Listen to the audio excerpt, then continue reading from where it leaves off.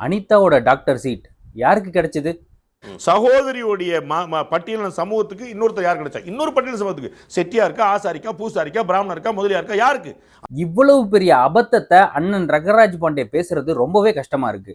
ரிசர்வேஷன்ஸ்க்கு அடிப்படையே மக்கள் தொகை கணக்கெடுப்பு தான். அந்த மக்கள் தொகை கணக்கெடுப்பு கடந்த வருஷம் 2021 எடுத்திருக்கணும். இது வரைக்கும் எடுத்திருக்கீங்களா?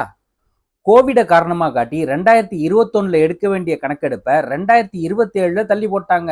அதுவும் பிளானா தான் இருக்கு. இது வரைக்கும் அதுக்கான முயற்சி எடுத்த மாதிரி தெரியல. அந்த 2011 கணக்கெடுப்பும் முழு சாதிவாரி கணக்கெடுப்பா எடுக்கப்படல.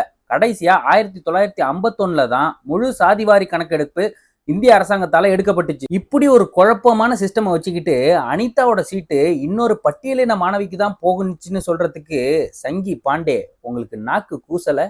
வேலைகளை அந்நியர்கள் படித்துக் கொள்கிறான். கேரளாவிலிருந்து, கர்நாடகத்திலிருந்து, பீகாரிலிருந்து வருகின்றவன் இங்கே வந்து எம்பிசி என்கிற சாதி சான்றிதழை பெறுகிறான். எஸ்சி எஸ்டி என்கிற சாதி சான்றிதழை பெறுகிறான். ஆமா, இன்னொரு பட்டியலின மாணவிக்கு தான் போனுச்சு. ஆனா அந்த மாணவி தமிழ்நாட்டு பட்டியலின மாணவின்னு உங்களால டேட்டா கொடுக்க முடியுமா? உங்க ஆர்எஸ்எஸ் பிஜேபி அஜெண்டாவுக்காக கூவுறீங்களே, வேணாம்னே. தமிழ்நாட்டில் இது வேணாம், அங்க போய் வச்சிங்க உங்க ஊர்ல.